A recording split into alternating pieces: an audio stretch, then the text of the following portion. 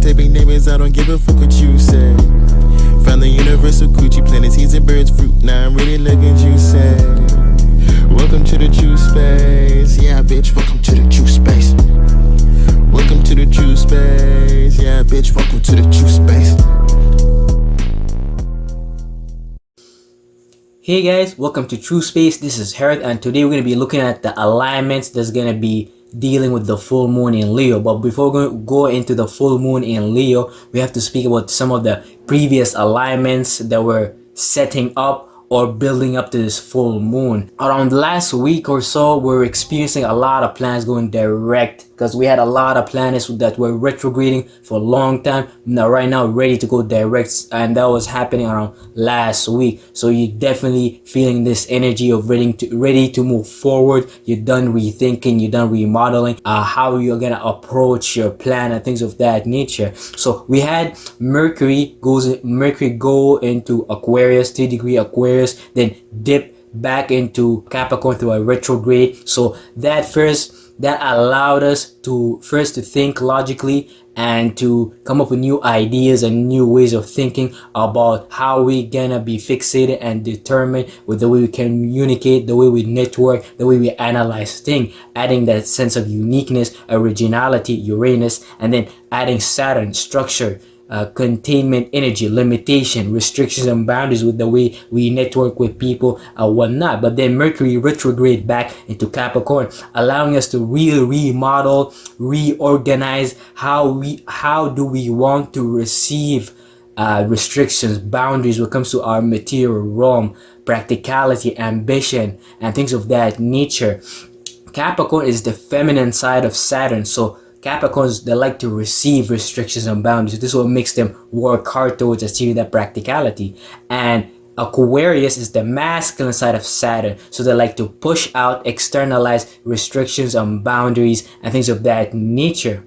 This is why they create different groups for different things, so they like to associate with different people. The Mercury retrograde really helped us to reorganize our business plan, the restrictions and boundaries that we want to remodel so we can move forward with our business plan to allow us to right now to communicate and associate with ourselves much more better and think about it, because Mercury was in Capricorn, but after it's done retrograding, it's going to move into Aquarius. So retrogradation, we're remodeling, reorganizing, and then now we're ready to move forward with communicating those restrictions and boundaries, communicating about association, the power of Mercury. Mercury is the Houthi, Hermes, is the messenger of the gods. But we also had Venus, which was retrograding for a long time. I believe Venus was retrograding for like 2 to 5 months or something like that, which really gave us time to sit back and really think about our love matter, what we appreciate, what we indulge in, even things that we might go too far in, like drugs, money,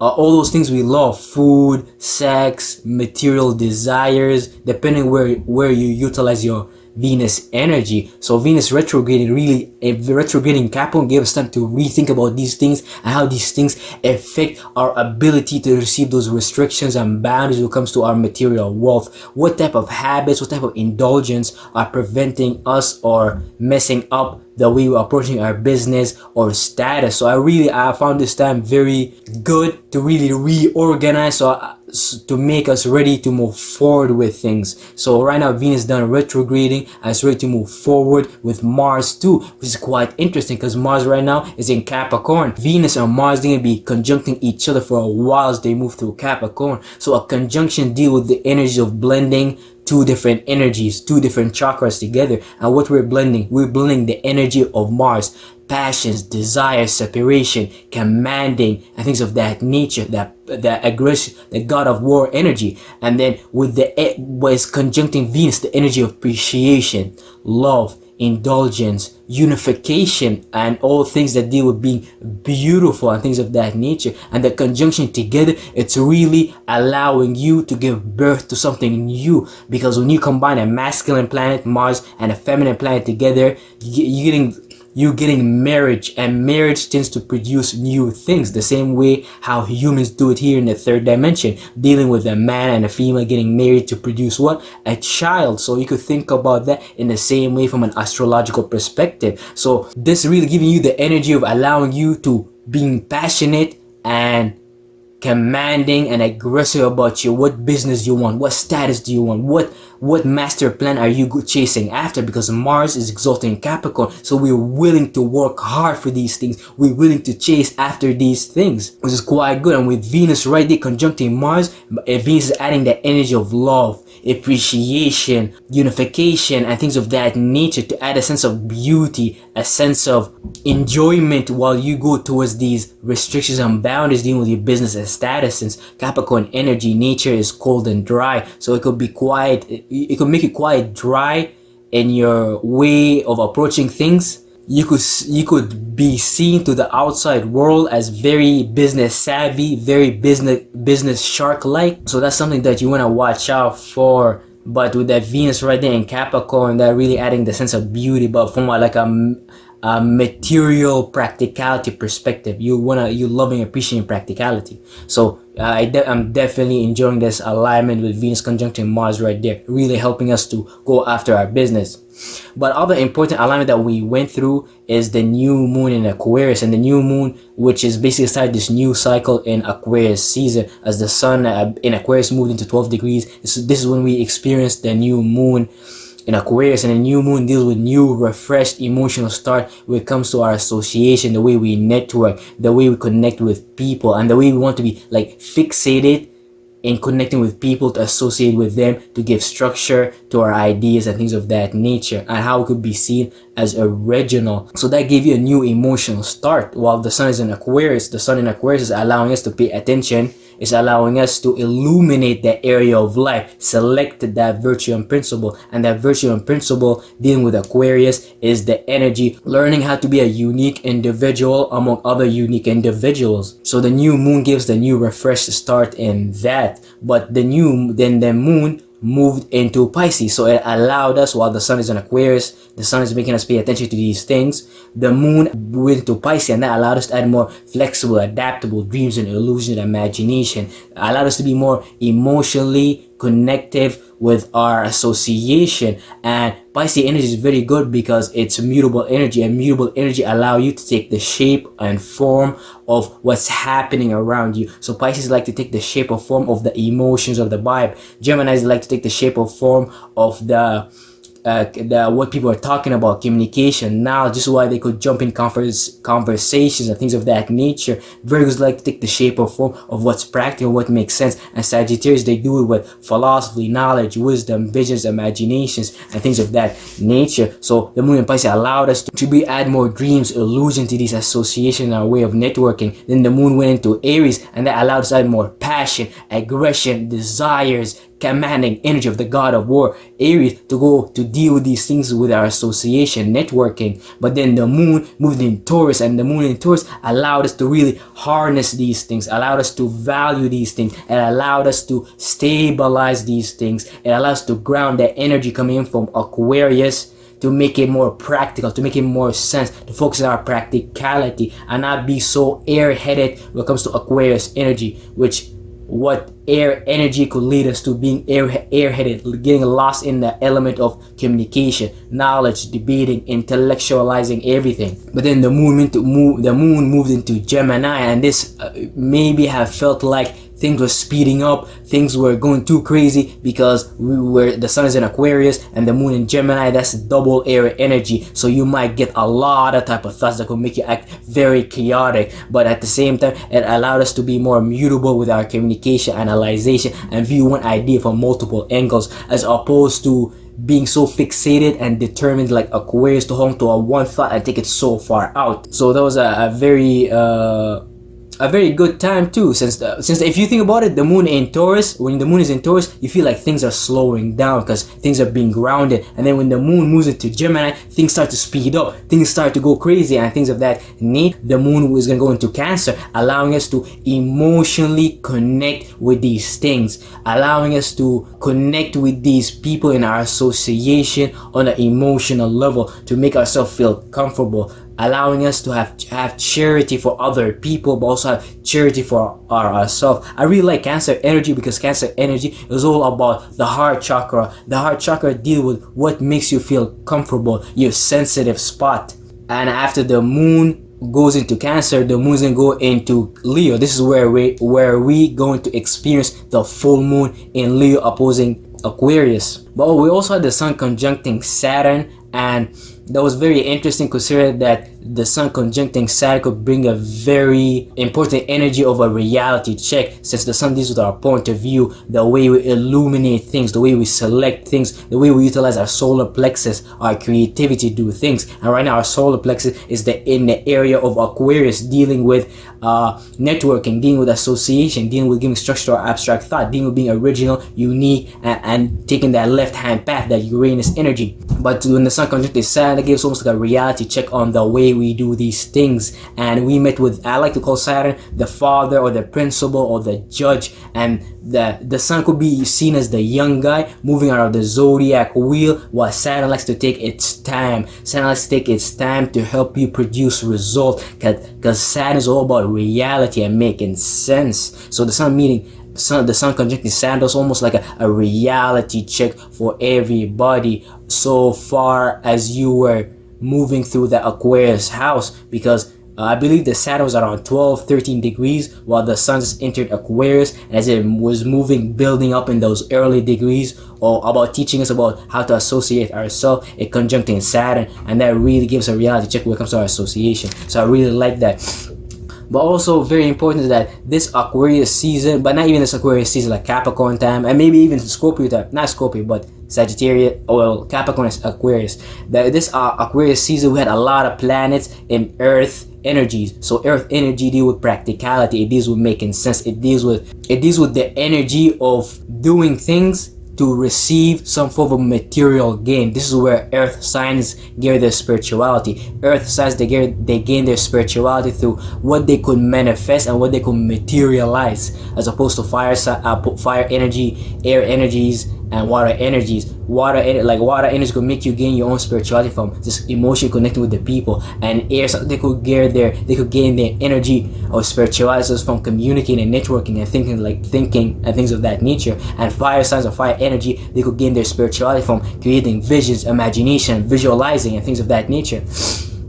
So this Aquarius season, we had a lot of planets in the air, in Earth energy, like Pluto in Capricorn, Mercury in Capricorn. Mercury went from Aquarius, they went back into, because of the retrograde, into Capricorn. We had Mars and Venus in Capricorn too, and also we had a lot of planets in, well, not a lot of planets in the air elements. The sun, Saturn is Aquarius, so that's a lot of logical brain energy. So we have our left brain and we have our right brain. Our right brain deals with fire and water. Our right brain is feminine energy, female energy. It allows us to externalize, push out fire, which is the masculine side of feminine energy, and it also allows us to internalize feminine energy, which plays out as water, emotions, and things of that nature. So when it comes to the right side of our body, or the right brain, externalization is fire, internalization is water. And when it comes to left brain, which is masculine logic, we externalize with air element, dealing with knowledge, communication, things of that nature, debating. We internalize with the earth element to practicalize. So we got this nice left brain, right brain division between the four elements. And if you understand, you actually understand how astrology works to a high point of degree. But either way, so we had a lot of logical brain energy, because we had a lot of energy towards earth and air. You were communicating, you were practicalizing, you were networking, and things of that nature. But we also had Jupiter and Neptune in water, adding more feminine right brain, female energy, to allow us to internalize or receive dreams, illusions, emotions, and things of that nature. I really like this, because during all this earth and air energy, it could really make us dry. We get tired from using a logical brain, and having this Jupiter, Neptune, and Pisces is really allowed us to add a sense of emotions, feeling, a sense of mysticism, compassion, and things of that nature. So this full moon, I find it very good or very fascinating, because this full moon in Leo is gonna help us add more fire, externalization, push out of the right brain, the female energy, to help Caryan, since Caryan is the only asteroid / planet in the fire signs, in the fire sign Aries right now. We barely have anything in fire, so we definitely felt lack of motivation, lack of inspiration, lack of ways of burning through reality.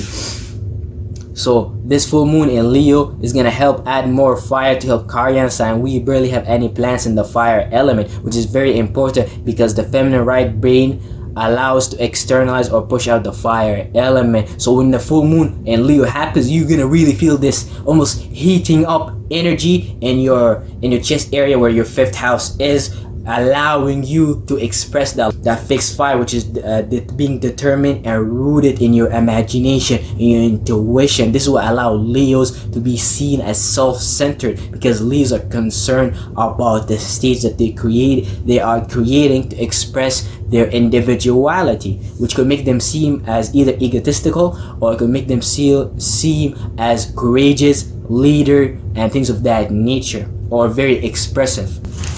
So we're gonna be experiencing the full moon in 27 degrees of Leo opposing the sun in 27 degrees in Aquarius. This is like we experience the full moon when the full moon is completely opposing the sun, but as the moon enters as the moon enters Leo, it's gonna go through the 30 degrees. So you need to remember that the full moon is counted when the full moon is completely opposite to the sun, where the sun is right now, because the sun is in 27 degrees of Aquarius, or that's what it's gonna be. But as the sun moves through those degrees of Leo, it's gonna be aspecting, it might be squaring, it's gonna try and carry on and things of that nature. So definitely want to look into the transition or the build up towards the last degrees of the full moon. But you're gonna literally feel the full moon energy as we go through those 2 days, because the moon takes almost like 2 days to move from one sign to another. So you wanna watch out for that. So the full moon in Leo, we're gonna have the full moon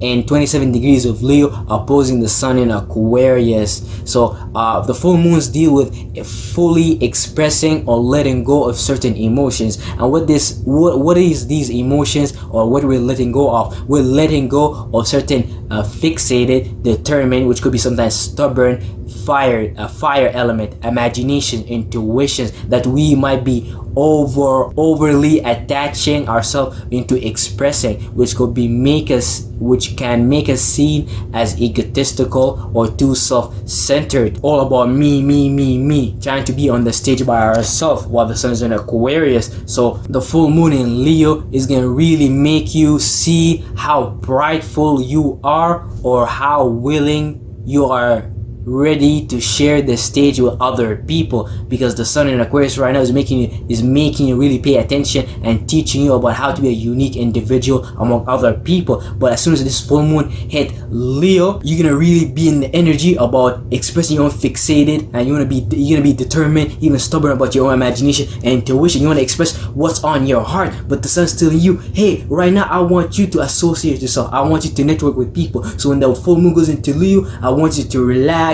learn. I'm gonna test you in your ability to be a unique individual among other people. I don't want you just to associate yourself for the sake of association. I want you to associate yourself, but also express who you are and how you could be seen as different among many other individuals. So I really like this. It's gonna almost feel like your heart is burning up. You're gonna really feel like your heart, the circulatory system, is working hard to do those things, because Leo, the fifth house, in medical astrology, it deals with the heart and the circulatory system, and Aquarius, the 11th house, deals with our meridian system, and it deals with our neurons and nervous system. So when those two oppositions work together, they create the circulatory axis, which is it deal heavily with allowing us to circulate a lot of important things in our body, our blood, hormones, oxygen. And if those two things are being dysfunctional, you're gonna feel really tired and lethargic and things of that nature. So expect that on this full moon, you're gonna really feel energetic, you're gonna feel like amazing and things of that nature. Considering that right now we're experiencing winter, because the sun is in the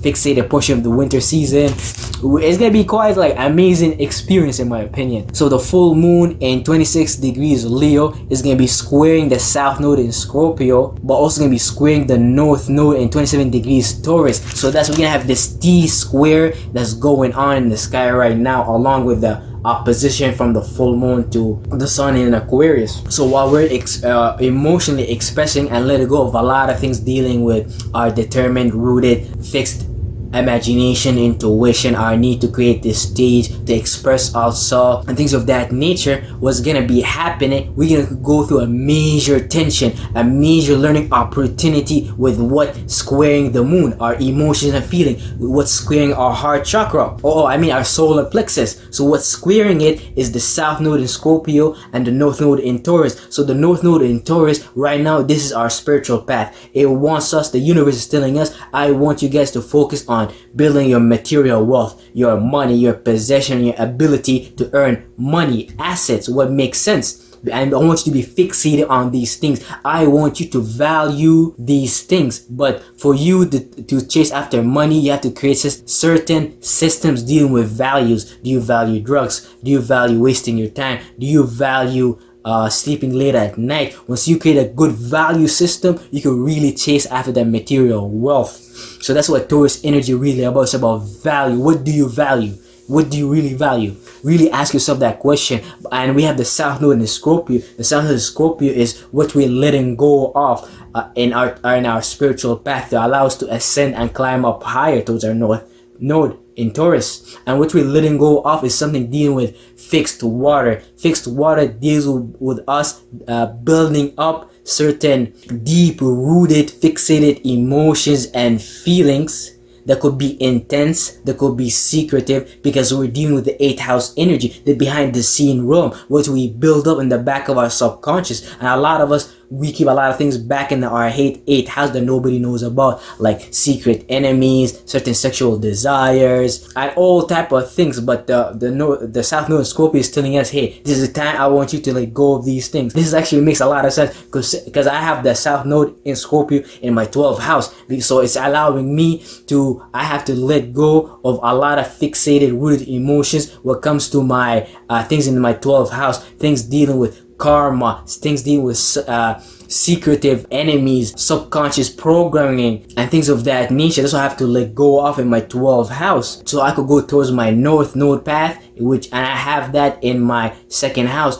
It wants me to go towards my money, my possession, build my earning ability. And I'm gonna be experiencing the full moon in Leo in my 9th house, so I'm gonna be expressing and letting go of a lot of visions and imaginations dealing with the higher mind, dealing with education, philosophy, religion. This is going to allow me to really develop a better moral system and understand myself. But also we're gonna have the full moon in 26 degrees of Leo in conjuncting Pluto in Capricorn. So Pluto in Capricorn right now, Pluto deals with death, but I don't want you to think of death as something physical happening, which could be physical, but I want you to think of death from a lot of perspective. You could give death to your own thoughts and feelings. You could tell yourself, I don't have to think this way anymore. This is you giving death to a mentality. You could tell yourself, I don't want to do this habit anymore. This is you giving death to an habit. You could say, I don't want to deal with this group of people. This is you giving death to these connections and things of that nature.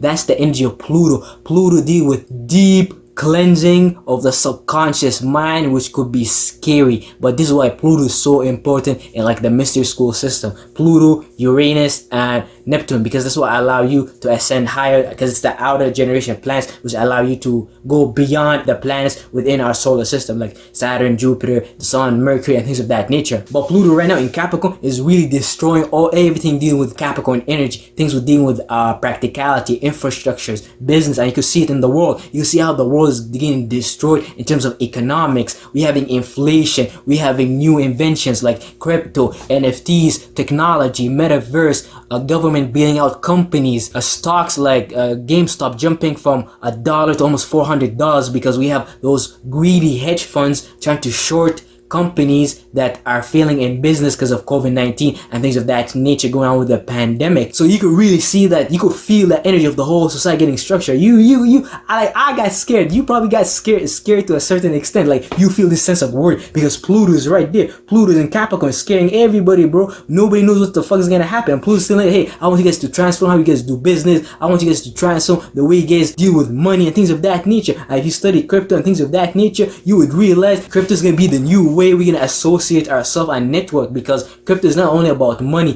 Crypto is about networking, multiple coins system, multiple ideas to create this large network of currency and moving data. This is where Pluto is gonna go from Capricorn, destroy all the infrastructure, then goes into Aquarius, where we're gonna really see the metaverse, crypto blowing up, and things of that nature. And you can really see banks like JP Morgan are adopting it, telling you like Bitcoin's gonna eventually hit 150k and things of that nature. You got like Microsoft buying it and big ass companies. In my opinion, you might as well. You don't want to be obviously lost in certain trends, but you want to pay attention so you could take advantage of them. And I don't want people to be like lost in crypto. You just want to utilize it for your own benefit, the same way how you utilizing their system. We're utilizing their money, Federal Reserve notes. We're utilizing their cash, their money, and their coins. You might as well learn the new system. Like a lot of people like to complain about crypto, how crypto is fake, crypto could be a fraud, which it could be true, but everything starts, it has certain scams, everything starts, that has certain projects will fail. It's inevitable, but the whole point is that we're gonna build up to a better system dealing with all those cryptos, NFTs, metaverses, and things of that nature, because that's the future. And if you're using their system now, you might as well learn the new system. It's just common sense. But that in conjunction going with the full moon in Leo is gonna make us almost see like a blind spot where we misunderstanding certain things dealing with the whole economics getting destroyed or getting transformed, because the full moon is making us really express or let it go of a lot of our emotions dealing with about ourselves, how we want to express ourselves, how we want to be seen, self-centered, creating the stage for ourselves. While Pluto doesn't give a fuck about you being on the stage. Pluto does not give a fuck of you wanting to act Leo-like. Pluto wants to destroy everything. So if you're not with Pluto, Pluto's gonna really mess you up. So you want to definitely watch out for the full moon in Leo that does not mess you up to the point that you don't remember that Pluto's in Capricorn. And definitely figure out which houses do you guys have these planets and these transitions are happening in, because it's gonna allow you to understand astrology much more deeper. And thank you guys for listening.